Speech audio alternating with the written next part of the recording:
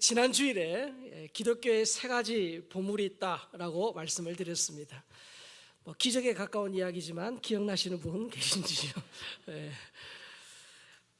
기독교의 세 가지 보물은 구원받으려면 세 가지를 알아야 한다는 이 토마스 아퀴나스의 글을 보면 알 수 있습니다. 우리 같이 한번 읽어볼까요? 첫째는 무엇을 믿어야 하는가입니다. 이것을 제대로 알려면 사도신경을 공부해야 합니다. 둘째는 무엇을 믿어야 하는가입니다. 이것을 제대로 알려면 주기도문을 배워야 합니다. 셋째는 무엇을 행해야 하는가입니다. 이것을 제대로 알려면 십계명을 배워야 합니다. 기독교의 세 가지 보물이 뭡니까? 사도신경과 주기도문과 십계명이죠. 그래서 우리에게 주신 이 기독교의 세 가지 보물, 사도신경은 우리 그리스도인의 믿음 모범이죠. 무엇을 믿어야 될지를 보여주죠. 주기도문은 그리스도인들의 기도 모범입니다. 무엇을 구해야 될지를 알려주죠. 십계명은 그리스도인들의 생활 모범입니다. 어떻게 살아야 될지를 우리에게 말씀하죠. 자, 그래서 그리스도인은 사도신경대로 믿고 주기도문대로 기도하고 십계명대로 사는 사람임을 믿습니다. 우리에게 주신 진짜 저렇게 믿고 저렇게 기도하고 저렇게 살면 하나님께 영광이 됩니다. 이 사도신경에서 이 신경이라는 것은 영어로 크리드인데 나는 믿습니다라는 뜻의 이 라틴어 크레도에서 왔습니다. 그래서 이 신경이라는 말은 교리, 신념, 신조라고 할 수 있죠. 그래서 사도신경을 다르게 표현하면 사도들의 신앙 고백 혹은 사도 신조다라고 할 수 있습니다. 그래서 사도신경은 12개의 나는 믿습니다로 구성이 되어 있죠. 자, 사도신경을 만들게 된 이유가 있죠. 그것이 무엇입니까? 세례받을 때 우리 신앙 고백을 정립해서 온전한 믿음을 가지기 위해서이죠. 또한 당시에 있던 이단들에 맞서서 신앙을 지키기 위하여 이 사도신경을 만들었습니다. 그래서 오늘날도 우리가 이 공예배 때 사도신경을 고백합니다. 이렇게 함께 고백하는 이유는 뭡니까? 이 사도신경을 통해서 우리가 하나된 성도의 하나됨을 확인하죠. 더불어서 이 미혹하는 이 세력과 영적 전쟁에서 승리하기 위해서 우리가 이 사도신경을 고백합니다. 그래서 사도신경은 우리를 하나로 묶는 믿음의 끈이자 우리를 이단의 미혹으로부터 보호해주는 믿음의 울타리다라고 말씀을 드렸습니다. 자, 여기까지가 지난주에 배웠던 말씀이에요. 복습하는 차원에서 했습니다. 자, 우리가 이제 사도신경을 이렇게 고백을 하는 것 굉장히 중요합니다. 귀합니다. 자, 그런데 우리가 자칫 이 사도신경이 익숙해지면서 우리의 어떤 이 생각 없이 젊은이들의 언어로 말하면 영혼 없이 그렇게 할 가능성이 있습니다. 뜻이 무엇인지 모르고 무의식적으로 전능하사 하면 줄줄줄 나올 가능성이 있다는 거죠. 그래서 이 사도신경이라는 이 징검다리에 돌 하나하나를 그렇게 좀 두드려가면서 그렇게 살펴보려고 하죠. 자, 오늘은 이 사도신경의 12개의 고백 중에 첫 번째입니다. 나는 믿습니다. 첫 번째가 뭐냐면 바로 성부 하나님에 대한 고백입니다. 우리가 믿는 그 하나님 아버지가 어떤 분이신지를 알고 그렇게 제대로 알고 고백해야 한다는 거죠. 자, 사도신경의 처음에 뭡니까? 전능하사 천지를 만드신 하나님 아버지를 내가 믿사오며, 이게 첫 번째 우리의 고백입니다. 자, 첫 번째 이 사도신경에서 성부 하나님을 어떤 하나님이라고 고백하죠? 전능하신 하나님이라고 고백합니다. 전능하신 하나님. 자, 우리가 믿는 하나님은 전능하신 하나님입니다. 자, 이 전능이라는 말은 모든과 그리고 강력한, all 플러스 powerful, 모든과 강력한이 더해진 그런 단어이죠. 두 단어의 합성어입니다. 그래서 하나님은 무엇이든 하실 수 있다는 거죠. 예레미야 선지자는 하나님께서 모든 것을 주관하시는 주권자다라고 고백합니다. 예레미야 32장 17절 같이 보겠습니다. 슬프도소이다 주 여호와여, 주께서 큰 능력과 표심팔로 천지를 지으셨사오니 주에게는 할 수 없는 일이 없으시니이다. 할 수 없는 일이 없으시다. 이중부정, 강한 긍정이죠. 그래서 하나님에게는 불가능은 없습니다. 하나님에게 이 일은 너무 어렵는데, 이 일은 내가 하기 힘든데, 그런 일은 없다는 거죠. 하나님이 능력이 모자라서 못하시는 일은 없습니다. 하나님은 하고자 하시는 일들을 반드시 성취하시는 그런 무한한 능력을 가지신 분이심을 믿습니다. 하나님 그러신 분이에요.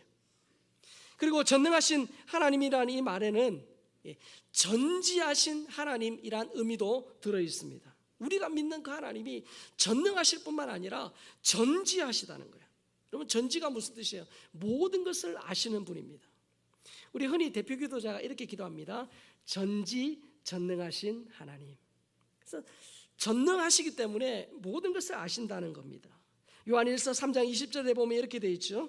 이는 우리 마음이 혹 우리를 책망할 일이 있어도 하나님은 우리 마음보다 크시고 모든 것을 아시기 때문이라. 하나님은 우리 인간과 우리 이 역사와 우주 만물에 관하여 모든 것을 아십니다. 그래서 하나님께 숨겨져 있는 것은 단 하나도 없습니다. 하나님 앞에 완전 범죄는 없습니다. 하나님은 나보다 나를 더 잘 아시고, 그래서 나의 어떤 필요, 나의 고통, 나의 그런 어떤 꿈도 정확하게 아시는 분이시죠. 자, 전능하신 하나님이라는 말에는 또한 자존하신 하나님이란 의미도 들어 있습니다. 그래서 하나님은 스스로 계신 분이다. 사도 바울이 사도행전 17장 24절 25절에서 이렇게 고백합니다. 우주와 그 가운데 있는 만물을 지으신 하나님께서는 천지의 주제시니 손으로 지은 전에 계시지 아니하시고 또 무엇이 부족한 것처럼 사람의 손으로 섬김을 받으신 것이 아니니 이는 만민에게 생명과 호흡과 만물을 친히 주시는 이심이라. 하나님은 인간이나 다른 피조물들이 필요하신 분이 아니에요. 또 누군가의 창조된 분도 아니십니다. 하나님은 어느 사람에게 어떤 것도 의존하지 않으시는 스스로 계신 그런 분이시죠.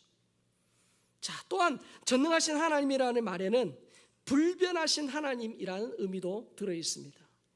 하나님의 본성, 그리고 하나님의 그 약속, 하나님이 우리 성도를 향한 그 사랑은 변함이 없습니다. 자, 사무엘상 15장 29절입니다. 이스라엘의 지존자는 거짓이나 변개함이 없으시니 그는 사람이 아니심으로 결코 변개하지 아니하심이니이다 하니. 여러분, 우리 인간은 자기 상황 따라, 이익 따라 자꾸 이랬다 저랬다 하기 쉬워요. 철석같이 약속하고도 내 상황이 여의치 않으면 그 약속을 못 지킬 때가 있습니다. 인간은 화장실 갈 때와 나올 때가 다른 법이에요. 참 그러기 쉬운 존재죠. 그러나 하나님은 그런 분이 아니세요. 하나님은 거짓이 없으신 분. 하나님은 이 말했다 저 말했다 그러지 않으세요. 하나님은 한 번 약속하신 것은 반드시 지키시는 신실한 하나님인 줄 믿습니다. 우리가 믿는 하나님이 그런 분이시라는 거예요. 그리고 전능하신 하나님이라는 말에는 영원하신 하나님이라는 의미도 들어 있습니다. 하나님은 불변하시면서 영원하세요. 자, 인간과 모든 피조물은 시작이 있기 때문에 끝도 있죠. 그러나 하나님은 시작도 없으시고 끝도 없으세요. 스스로 계신 분이에요. 영원히 존재하는 분입니다. 시편 90편 2절입니다. 산이 생기기 전 땅과 세계도 주께서 조성하시기 전 곧 영원부터 영원까지 주는 하나님이시니이다. 마지막 성경 요한계시록 1장 8절도 봅니다. 주 하나님이 이르시되 나는 알파와 오메가라, 이제도 있고 전에도 있었고 장차 올 자요 전능한 자라 하시더라. 그 알파와 오메가라는 것이 처음이요 끝이다, 그런 뜻입니다. 우리 하나님은 영원하신 하나님. 자, 우리 하나님이 영원하셔요. 그래서 그 하나님을 믿을 때 우리는 유한한 존재죠. 우리가 이 땅에 정말 열심히 건강관리하고 운동해도 이 땅에서 100년, 진짜 많은 120년. 제가 예언하건대 200년 이후에 여기 앉아 예배드릴 분 한 분도 없었어요. 우리는 그런 존재. 그러나 영원하신 하나님을 믿을 때, 영원하신 하나님 속으로 들어갈 때, 예수님을 믿어서 하나님 안에 들어갈 때 그 하나님이 영원하시기 때문에 그 영원하신 하나님이 우리에게 영생을 선물로 주심을 믿습니다. 그래서 예수 믿을 때 우리는 비록 이 땅에서 짧은 생을 살지만 이 땅이 끝이 아니고 죽음 이후에 영원한 삶이 있다는 거예요. 예수 믿을 때, 예수님 때문에 그 영원하신 하나님을 우리의 아버지로 모실 때에 우리에게 영원한 생명을 주시는 거죠. 또한 이 하나님은 영원부터 영원까지 시간의 제약을 받지 않았어요. 하나님이 왜요? 시간을 창조하신 분이고 하나님이 시간을 다스리는 분입니다. 그래서 하나님이 영원하시기 때문에 그 하나님 안에 있을 때 우리의 삶에 놀라운 일이 일어나는 거죠. 전능하신 하나님이라는 말에는 마지막으로 편재하신 하나님이라는 의미도 있습니다. 편재하신다. 그래서 하나님은 시간의 제약을 받으실 않으실 뿐만 아니라 공간의 제약을 받지 않으시죠. 어느 곳에나 계신 분이에요. 자, 우리 인간은 지금 여기, 우리 모두가 지금 여기에 있습니다. 그러면 지금 여기에 매여 있기 때문에 지금 여기에 있는 우리가 또 다른 곳에 거기에 있을 수 없죠. 우리의 한계입니다. 자, 그러나 하나님은 어떤 분이세요? 시편 139편 7절에 10절입니다. 내가 주의 영을 떠나 어디로 가며 주의 앞에서 어디로 피하리까? 내가 하늘에 올라갈지라도 거기 계시며 수월에 내 자리를 펼치라도 거기 계시니이다. 내가 새벽 날개를 치며 바다 끝에 가서 거주할지라도 거기서도 주의 손이 나를 인도하시며 주의 오른손이 나를 붙드시리이다. 내가 하늘에 올라갈지라도, 하늘의 반대 개념인 땅 수월에 갈지라도, 내가 어디 갈지라도 거기서도 주의 손이 나를 인도하시고 주의 오른손이 나를 붙드신다, 그렇게 말합니다. 내가 있는 그곳에 하나님이 함께 하신다는 것이죠. 하나님은 이 우주를, 공간을 만드시는 분이기 때문에, 공간을 창조하시는 분이기 때문에 어디나 계시는 분이에요. 그래서 여러분, 어디에나 계시기 때문에 내가 있는 그곳에서 하나님을 예배하고 기도할 수 있죠. 하나님은 어디나 계시기 때문에 우리의 가족 가운데 타지나 해외에 있을 수 있습니다. 그들을 위해서 어떻게 해요? 기도할 때 하나님이 거기에도 계시기 때문에 그곳에서도 일하시는 겁니다. 그래서 여러분, 하나님은 어디나 계시기 때문에 하나님을 피해 숨을 수 있는 악인은 없습니다. 여러분, 이 땅에서는 뭐 공소시효도 있고, 그리고 뭐 멀리 도망가 버리면, 공권력이 미치지 않는 곳으로 가버리면 뭐 완전 범죄를 꿈꿀 수 있지요. 그러나 하나님께는 그럴 수 없다는 거죠. 하나님은 내 고통의 자리, 내 문제의 상황에서도 나를 인도하시고 나를 붙드시는 분인 줄 믿습니다. 하나님, 우리가 믿는 하나님, 우리가 사도신경을 고백할 때마다 전능하신 하나님 할 때마다 이 전능이라는 말 속에 전지하시다, 자존하시다, 영원하시다, 불변하시다, 어디에나 계시다 라는 이 모든 하나님의 그 속성이 그 속에 들어 있습니다. 자, 우리가 믿는 하나님은 전지전능하시고 영원불변하시고 스스로 계시고, 그리고 무소부재, 편재, 무소부재 하신 분이에요. 자, 여러분, 전지전능, 영원불변, 그리고 무소부재, 모든 걸 아신다. 자, 이런 말 들을 때 여러분 어떤 생각이 드세요? 가까이 하기엔 너무 먼 당신, 뭐 이런 생각이 들지는 않습니까? 우리 교회 경찰도 계시고 의사도 계신데, 여러분 경찰 참 좋은 분들이 있어요. 반드시 필요해요. 그러나 경찰서에 가서 1대1로 만나는 거 여러분 좋으세요? 좋지 않잖아요. 의사 반드시 우리 삶에 필요합니다. 그러나 의사 선생님을 매일 만난다, 가급적이면 안 만났으면 좋겠잖아요, 맞죠? 의사나 우리 경찰들은. 여러분, 여기서 전지전능, 무소부재, 뭐 영원불변 이러니까 하나님 왠지, 맞죠? 가까이 하기엔 너무 먼 당신, 이런 느낌이 들 수 있는데, 사도신경에서 분명히 말합니다. 전능하사 천지를 만드신 하나님 누구? 아버지. 하나님은 전능하실 뿐만 아니라 우리의 아버지이심을 믿습니다. 아버지라는 거, 아버지. 우리가 믿는 하나님은 전능하시지만 또 한편으로 우리를 사랑하시는 아버지세요. 우리 육신의 아버지는 진짜 좀 능력이 뛰어나지만 차가울 수도 있고, 사랑이 진짜 많지만 무능할 수도 있어요. 우리 육신 아버지는 그럴 수도 있어요. 그러나 우리가 고백하는 그 아버지는 전능하신 하나님. 그러면서 전능하신 만큼 우리를 사랑하시는 아버지입니다. 하나님은 우주를 만드시고 저 높은 곳에만 계셔서 우리의 사정, 내 형편, 처지를 모르시는 분이 아니에요. 마치 내 곁에서 나의 모든 것을 아시고 내 필요를 때를 따라 채우시는 그 좋으신 아버지입니다. 유대인들은 아버지에게 네 가지 사명이 있다, 네 가지 사명이 있다라고 그렇게 가르칩니다. 첫 번째는 뭐냐면 공급자예요. 맞죠? 우리 아버지들 생각해 보세요. 여러분 열심히 일하시는 이유가 뭐예요? 가족, 자녀들을 먹이기 위함이 아닙니까? 공급자의 아버지 역할이에요. 또한 아버지는 보호자입니다. 아버지는 자녀들을, 가족들을 위험으로부터 안전하게 보호해야 될 의무가 있죠. 세 번째는 뭡니까? 인도자입니다. 아버지는 자녀들을 말씀의 초장으로 인도해야 돼. 선한 곳으로 인도해야 될 그런 책임이 있죠. 마지막으로 교육자입니다. 아버지는 하나님의 사람으로 교육해야 돼요. 이 유대인들은 아버지의 네 가지 이 사명이 있다고 말하는데, 여러분, 이 아버지는, 이 지상 아버지의 완벽한 모델이 누굽니까? 하늘 아버지세요. 완벽한 모델이 있어요. 이 아버지 하나님이 우리의 영적인 필요, 육적인 필요를 공급해 주시는 분이에요.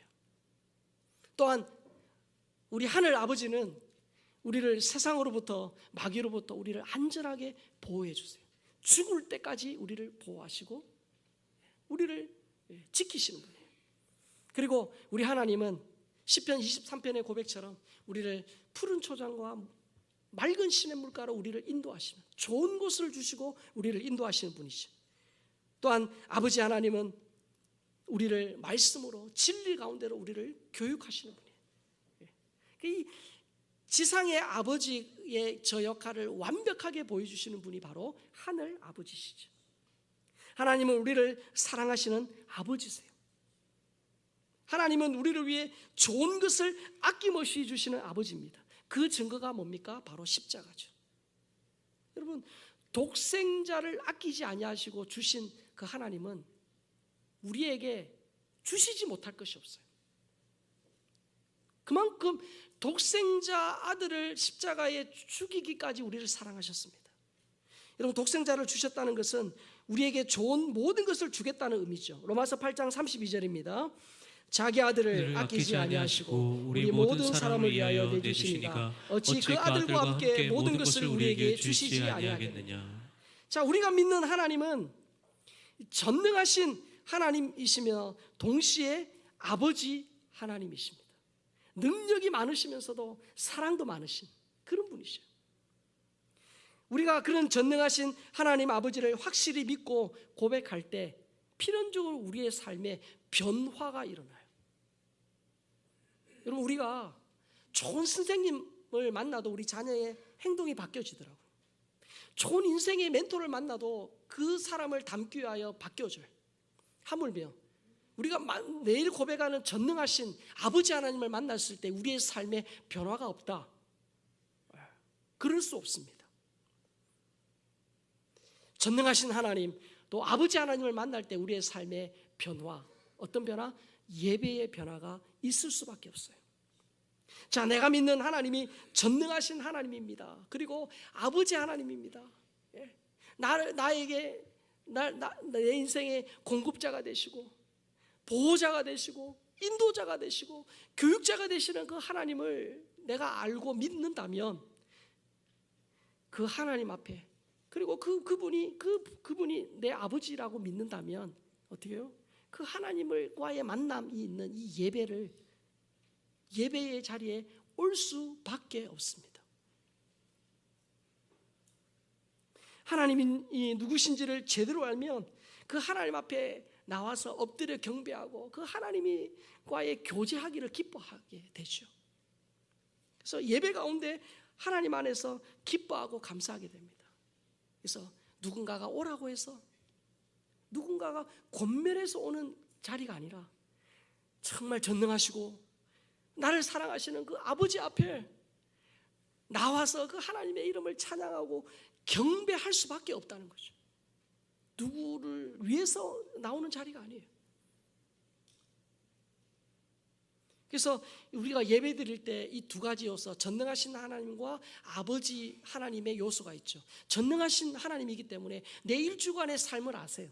내가 어떻게 살았는지 아십니다. 내가 지난 한 주간 지나오면서 어떤 잘못을 했고 어떤 부족한 허물이 있었는지 아십니다. 그래서 그 하나님 앞에 나올 때 경솔하게 나갈 수 없죠. 자신의 죄를 아파하며 십자가를 붙들고 나아가죠. 그래서 우리가 예배 드릴 때 우리가 지난 한 주를 돌아보며 회개하는 기도를 하잖아요. 그러면서 동시에 하나님은 아버지 하나님이세요. 그래서 우리의 죄를 고백할 때 용서해 주시는 그 죄의 용서를 예배 가운데 경험하고 그 부활의 기쁨, 그 아버지가 주시는 부활의 기쁨을 우리가 예배 가운데 경험하게 됩니다. 그래서 전능하신 하나님이시며 동시에 아버지 하나님을 제대로 아는 성도의 예배 태도는 다를 수밖에 없습니다. 다를 수밖에 없어요. 영국의 철학자 로저 스크런턴이 이런 말을 했습니다. 같이 읽어볼까요? 어떤 사람이 정말 하나님을 믿는지 아는 가장 확실한 방법은 그의 예배 태도를 보는 것이다.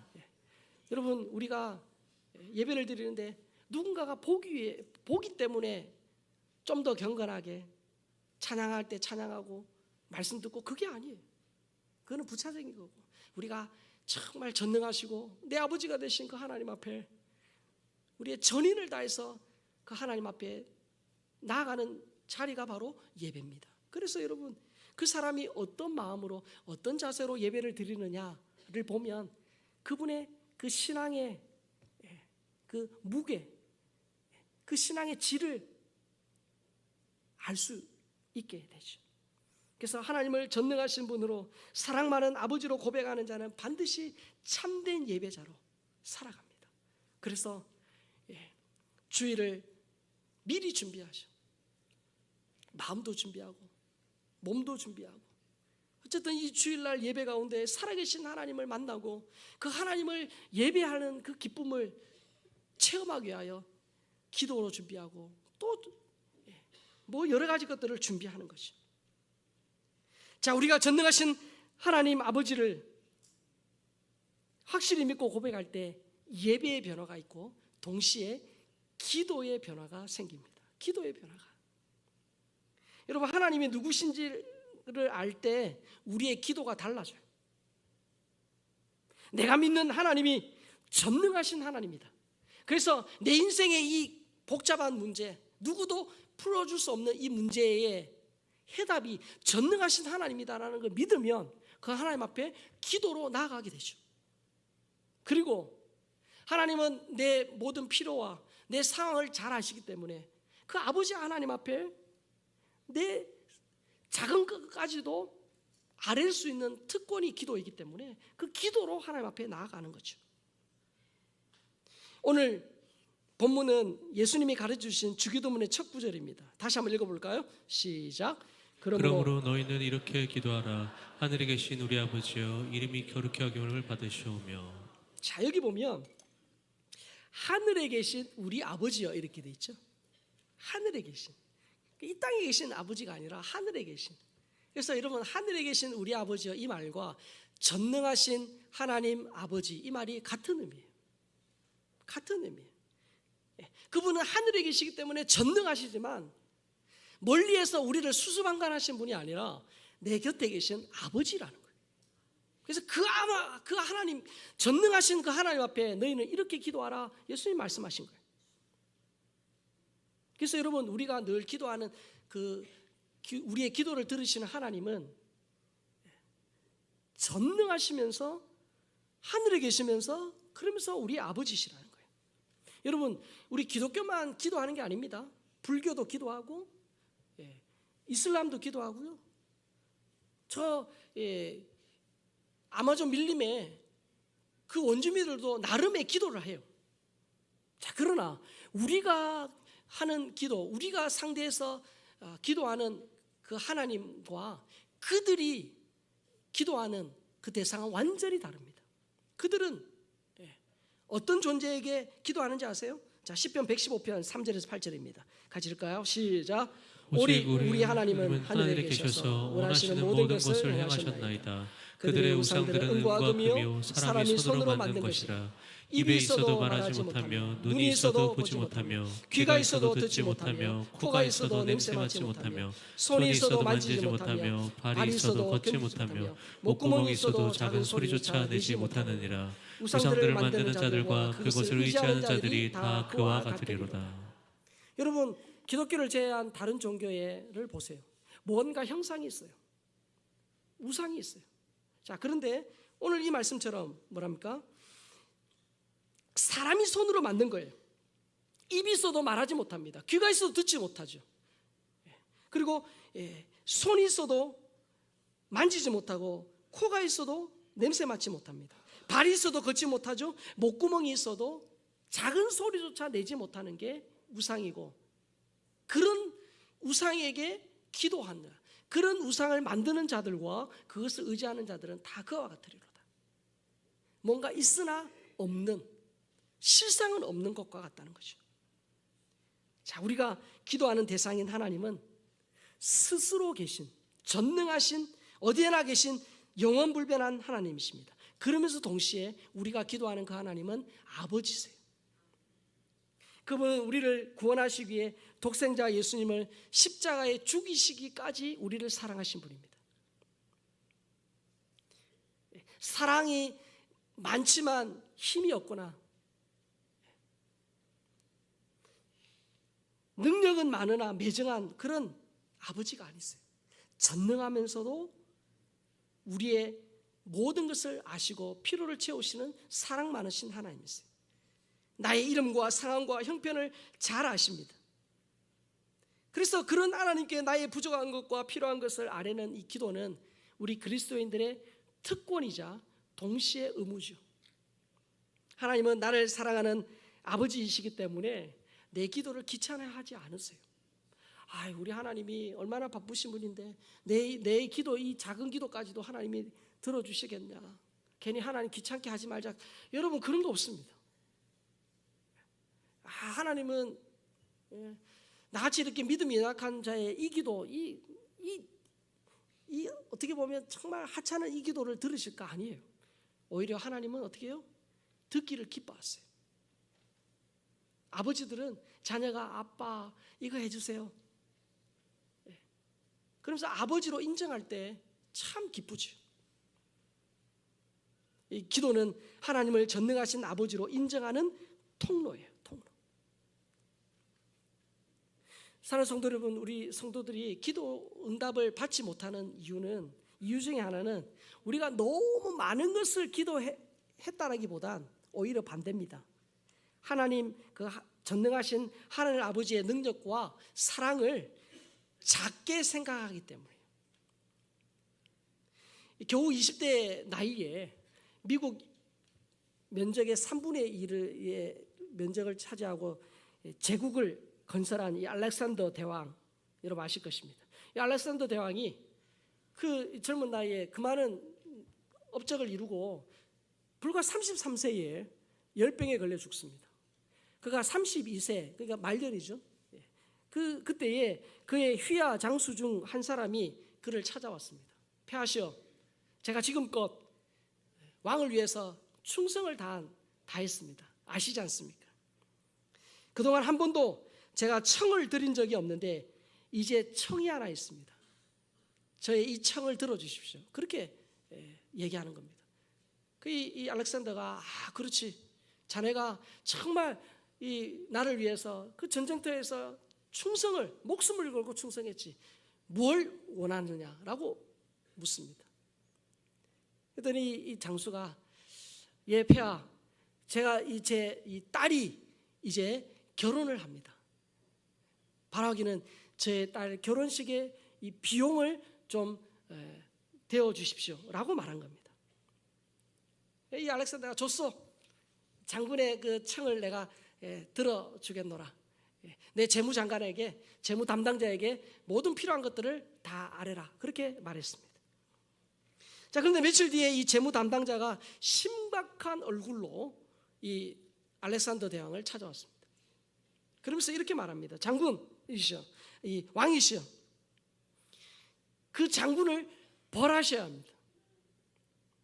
이 장군이 이 왕의 이름을 지금 이용해서 제국에서 가장 화려한 결혼식을 계획하고 있습니다. 모든 사람을 다 지금 초청했습니다. 왕의 그 후함을 지금 이용하고 있습니다. 당장 벌을 내리십시오.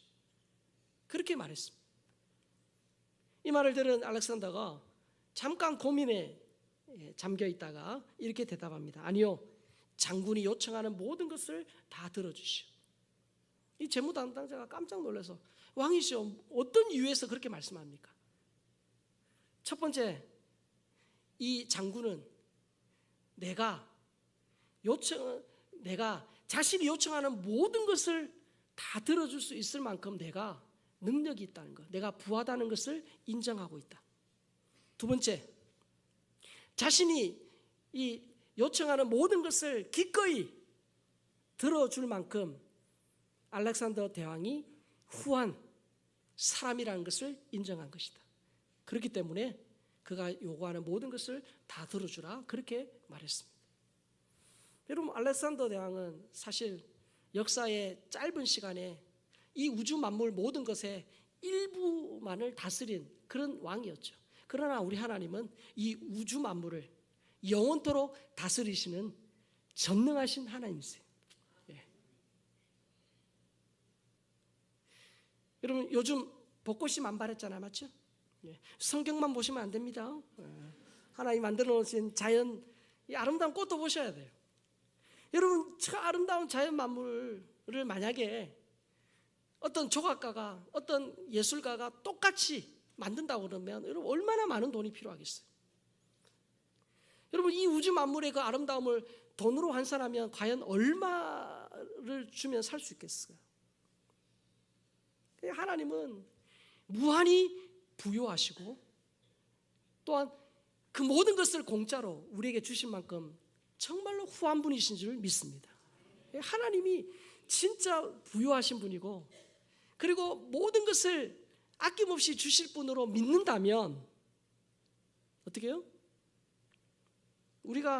우리의 기도는 달라질 거예요. 아까 말씀드렸어요. 너무 많은 것을 요구해서 못 받기보단 우리가 그 하나님의 능력과 하나님의 그 인자하심을 우리가 너무 작게 생각하기 때문에, 아유, 하나님이 이런 걸 들으시려나, 하나님이 이런 기도도 응답하시려나 하고 기도하지 않는 거죠. 자, 요즘 기도하기 좋은 계절이 왔어요. 여러분, 인정하지 않으셔도 춥지도 않고 덥지도 않은 정말 기도하기 좋은 계절이 왔어요. 이때 기도의 자리에서 하나님의 응답을 경험하는 것, 참 행복한 일이에요.